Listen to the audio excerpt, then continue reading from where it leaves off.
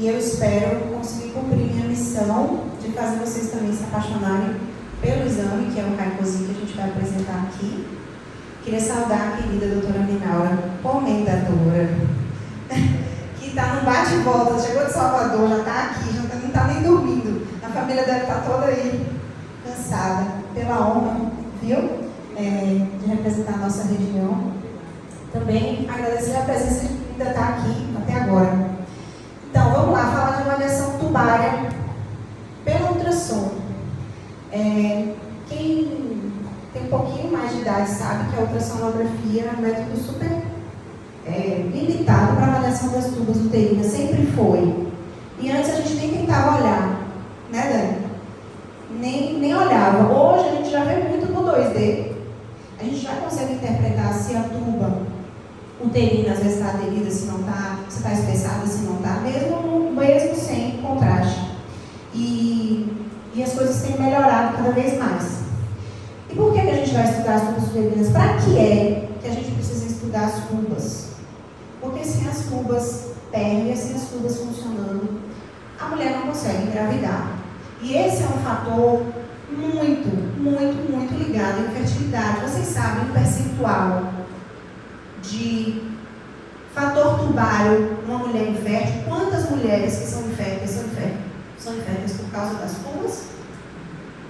30%. Então, de 30 a 50, dependendo do estudo que a gente olha. E esse número está aumentando. Por quê? Porque a endometriose costuma repuxar, aderir às trompas. Doença inflamatória pélvica também, aderências em geral por qualquer cirurgia que o paciente faça. Então, é um órgão muito fininho, muito frágil, que realmente ele consegue ser acometido com facilidade. Então, saber se a tuba é pérvia ou não muda tudo em relação à fertilidade da mulher. Se as tubas forem pérvias, a gente pode tentar continuar fazendo tratamentos clínicos e tudo mais, mas quando a gente vê que não tem tuba pérvia, aí já muda a história daquela mulher. Ela vai ter que tentar fazer uma FIV ou um tratamento cirúrgico muito milagroso para tentar recuperar, mas muda a atenção totalmente. Então a gente precisa saber disso. E quais são os exames hoje que a gente tem para avaliar as tubas? O padrão ouro ainda é a laparoscopia com cronotubagem, que nossos amigos fazem, né, quando estão lá já, numa oportunidade dentro de uma cirurgia. Você faz a avaliação da pervierdade tubária, você vai saber se ela é pérvia ou não. Mas isso é impraticável para o dia a dia da clínica, né? Então, qual é o método hoje que a gente mais utiliza? É a esterossalpingografia, que pode ser por raio-x, é o mais comum, mas também existe por ressonância e por tomografia. É um método já consagrado durante muitos anos, né? E está chegando agora o Raicozinho, que é a esterossalpingografia, ainda muito pouco solicitada, muito pouco conhecida, na verdade, e pouco disponível também. Aqui em Irecê nós somos a primeira cidade do interior da Bahia a ter Raicozinho. Tem isso? Então, o que a esterossalpingo, primeiro, é um método consagrado, circular, é feita uma avaliação com raio-x. Então, pelo menos 7 ou 8 chapas, né? Pelo menos 7 irradiações são feitas na pelve da mulher para avaliar a passagem do contraste de iodo pelas tubas, né? Então, são feitas essas radiografias e é um excelente método para avaliar as tubas quando elas são pérvias. Quando não são pérvias, a gente nem vai enxergá-las na esterossalpingo. E ela consegue avaliar o relevo tubário, consegue avaliar o pregueamento mucoso. Então, é um exame bem detalhado realmente das tubas e é muito bom, mas ele tem algumas desvantagens. E a principal desvantagem da esterossalpingo é o uso de radiação. O uso de radiação na pelve, nos ovários, nos óvulos de uma mulher que quer engravidar. Pelo menos 7, 8 radiações. E esse uso da radiação também é feito pelo profissional que está ali lidando, né, no dia a dia. E é um método também que usa um contraste iodado que tem um potencial alergênico de complicação grande. Quer dizer, grande não, mas existe, né, esse potencial. inicial. Além disso, ele é conhecido por ser doloroso, na maioria das mulheres, porque ele usa, na maioria dos serviços, se utiliza um catéter rígido, pelo próprio custo-benefício, um método que as mulheres já comentam, né, que foi uma das piores exames que já fez na vida, então é um método doloroso. E a principal, para mim, desvantagem é que ele não consegue avaliar mais nada além das curvas. Muito pouco da cavidade uterina, consegue às vezes sugerir que talvez tenha um pólipo, ou talvez tenha um mioma submucoso, talvez esse útero tenha uma formação bileriana, mas ele fica restrito à cavidade e tubas, né? E a esterossonosalpingografia, o Hyposi, o que é? Por que a gente chama de Hyposi, gente? Porque Hy de esterossalpingo, pode contraste e Z de sonografia. É muito difícil falar esse nome todo, toda vez, escrever no pedido. Então, no pedido, vocês podem botar só Hyposi, fica mais fácil do que escrever tudo.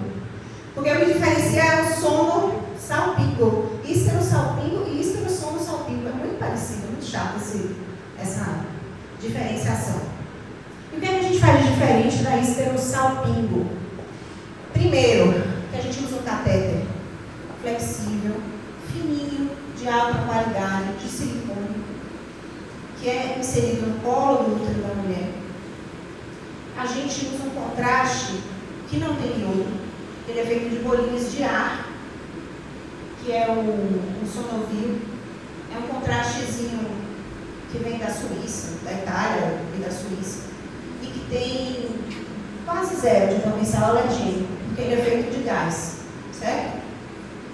E aí a gente faz uma misturinha desse contraste com soro aquecido, que também dá um conforto maior para a paciente na hora de colocar. E aí a gente coloca esse catéter no colo do útero e vai injetar o contraste. E como é que a gente vai ver se esse contraste está passando ou não? Aí a gente usa uma tecnologia de 3D e 4D na ultrassonografia com o transdutor endocavitário, que vai conseguir visualizar em tempo real o contraste passando pelas duas tubas. E aí a gente sabe se a tuba está pérvia ou não, certo? Não sei como é que passa no útero. Não passa assim.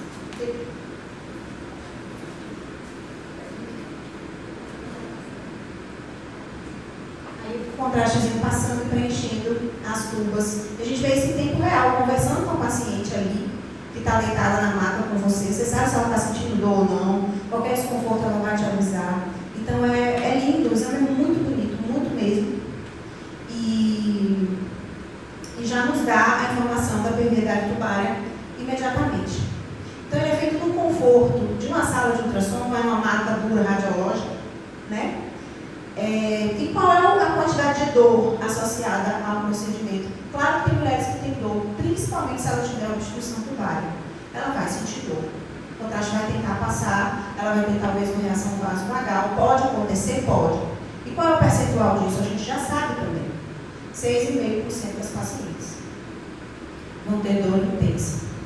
Mas 83% das pacientes não vão ter dor nenhuma ou vão ter uma cólica muito, muito, muito pequena. Então é um exame muito bem tolerado. E o risco de alergias é quase zero, principalmente não tem radiação na pelve. E aí a gente consegue avaliar outras doenças da pelve ao mesmo tempo. Você não fica restrito a ver só a tuba. Isso economiza. O custo-benefício do exame é muito maior do que você ter que se deslocar para fazer um exame que só vai avaliar a tuba. O outro vai ver só a reserva ovariana, o outro vai ver só se tem adenomiose. Aí fica cada vez mais impraticável para a paciente. E a gente consegue fazer imagens lindas, assim, da cavidade uterina, das tubas pérvias. A gente consegue ver o cotê, né, que é o extravasamento do contraste ao redor dos ovários em anel. Mas é muito bonito. Vai passar?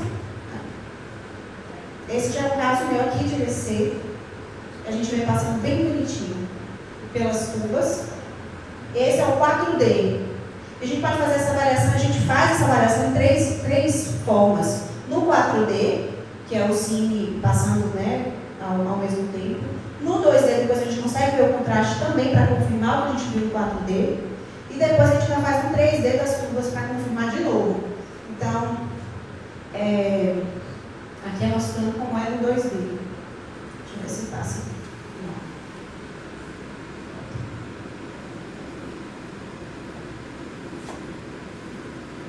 Aqui no 2D, ó, a gente... Ai, meu Deus!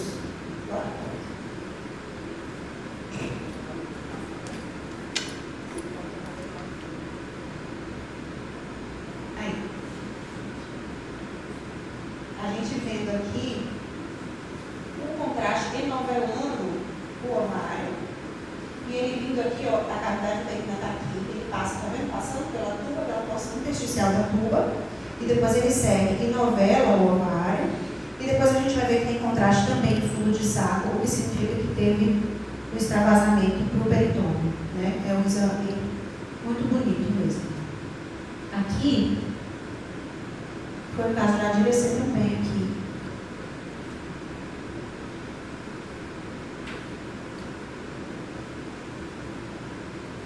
A gente começa a introduzir o contraste, introduz o contraste, preencheu a cavidade, 5 ml, 6 ml, 7 ml, 10 ml, o paciente começa a sentir dor e o contraste não passa. Então, esse caso aqui a gente conseguiu ver que ela tinha uma obstrução tubária proximal bilateral. E um dos sintomas que ela sente na hora mesmo é dor. E a gente até tenta, às vezes, se a paciente estiver tolerando bem, a gente pode ir tentando injetar mais sorinho, porque se tiver um tampãozinho mucoso, às vezes obstruindo as trompas, a gente consegue desobstruir o exame. Existem vários relatos na literatura de desobstrução, tanto na esterossalpingo como na esterossono, pelo próprio exame. A paciente consegue engravidar depois de fazer o exame. Se ela estiver tolerando bem, aguentando, a gente vai tentando fazer essa desobstrução também no exame. Aqui é outro caso lindo, aí a gente vê o poder positivo ultrassonográfico, né? Que é o enovelamento do contraste no ovário da paciente, dos dois lados. Aqui também já foi um caso de IBC. E aquele da obstrução bilateral, que a gente vê pelo 3D e pelo 4D que está obstruído, mas depois a gente confere que não tem contraste, não chega no ovário o contraste. E aí eu acho interessante que eu sempre ligo para quem solicitou o exame, eu explico, olha, eu achei que tem isso, isso e isso. Ao mesmo tempo eu já vi que ela tem endometriose, já vi que ela tem isso e aquilo. A reserva ovariana dela não está boa, dá uma olhada em tal coisa. Então tem uma troca boa, né, entre os colegas, porque ultrassom e ginecologia eu acho que caminham de mãos dadas, assim, se a gente tiver essa parceria, tudo flui melhor para a paciente. A gente pode colocar também esse contraste colorido, que também fica lindo. E a gente pode rodar a imagem, ver em 3D. Que lindo aqui, a cavidade, a tuba e o anel ao redor do ovário, mostrando a permeabilidade do ovário. Certo, mas é um exame muito bonitinho, muito lindo, mas o que é que tem de desvantagem? O que é que a esterossono não consegue ver e que a esterossalpingo consegue? Salpingite ístmica nodosa e tuberculose pélvica. Essas duas alterações, se elas não obstruírem as tubas, se elas fizerem só alterações no relevo ou no preguiado mucoso, a gente não vai ver. A gente vai ver o contraste passando, a tuba vai estar pérvia. Eu posso até dizer que uma tuba às vezes está angulada, que está tortuosa, mas eu não consigo dar o diagnóstico de tuberculose pélvica e de salpingite ístmica nodosa pelo raio-cosine. E bem que isso impacta, geralmente, né? Qual é a prevalência de salpingite ístmica nodosa? A gente foi procurar na literatura. 0,14% das esterossalpingografias. Vocês já pegaram algum esterossalpingo com esse diagnóstico? Eu também não. E geralmente, quando tem salpingite ístmica nodosa, sabe disso, a apresentação clínica é gestação tubária e não a infertilidade em si, né? E a tuberculose genital, gente, é muito difícil ela não obstruir a tuba. E é muito difícil ela não vir associada com tuberculose pulmonar. Então, teria que ser uma paciente que tem tuberculose só pélvica e que não obstruiu a tuba para que a esterossalpingo consiga dar um diagnóstico melhor do que a esterosoma. E qual é a acurácia do Raicosi, né? Tem vários estudos, eu coloquei alguns aqui, que são poucos minutos, mas esse aqui é bem legal porque ele estudou 1.153 mulheres. E como referência ele usou o padrão ouro. E a gente conseguiu uma especificidade de 91% e sensibilidade de 92%. Comparando agora a esterosoma com a esterossalpingo com o Raicosi, né? Qual melhor? Foi feita uma meta-análise que comparou os dois, e os dois foram comparados com a laparoscopia. E nesse estudo, com 582 mulheres, conseguimos ver que a esterossono tem uma sensibilidade de 95, especificidade de 93, e a esterossalpingo, a do raio-x, 94, 92. Então, para avaliação da perviedade tubária, não houve diferença estatística entre Raicosi e esterossalpingo que justifique essa radiação na pélvica da mulher. Então, é um caminho meio sem volta. Eu acho que a partir de agora para frente, a gente vai ver cada vez menos utilizando a esterossalpingo e cada vez mais utilizando a esterossono. Esse outro estudo também, com mais de 2.000 pacientes inférteis, usou a laparoscopia como comparativo e mostrou também alta sensibilidade, 95%, e alta especificidade, variando de 82% a 94%. Então, é um exame muito bom e é um exame confortável. Para que eu vou pedir esse exame? Quando? Né? Quem é que precisa desse exame? Pacientes que estão, casais que estão enfrentando a infertilidade, né? Então, casais que estão há mais de um ano tentando engravidar e não sabem o que é. Por quê? Mulheres que às vezes nem estão querendo engravidar agora, mas que querem já se planejar para o futuro e saber se elas vão ter alguma dificuldade daqui a alguns anos e planejar a vida dela. É o melhor período para fazer depois da menstruação, mas antes da ovulação. Então, não pode estar sangrando. Então, o ideal é entre o 7º e 12º dia do ciclo. Tem que fazer uma abstinência sexual por 3 dias. E as únicas contraindicações absolutas são gravidez, obviamente, e infecção pélvica em atividade. Então, assim, os pacientes na avaliação da infertilidade, por que falar das tubas em um módulo que é de endometriose e infertilidade, né? As tubas estão extremamente no centro da avaliação da infertilidade e no centro da avaliação da endometriose também. E quando a gente tem uma paciente que está passando por isso, ela está estressada, com várias incertezas, passando por várias investigações demoradas, muito desgaste emocional, e é por isso que hoje existe esse conceito do one-stop shop. Dani vai falar disso. Provavelmente, eu estou terminando, Dani. Quanto mais a gente conseguir economizar o tempo dessa paciente com infertilidade, maior o resultado do tratamento dela. Tempo é muito caro em relação à fertilidade.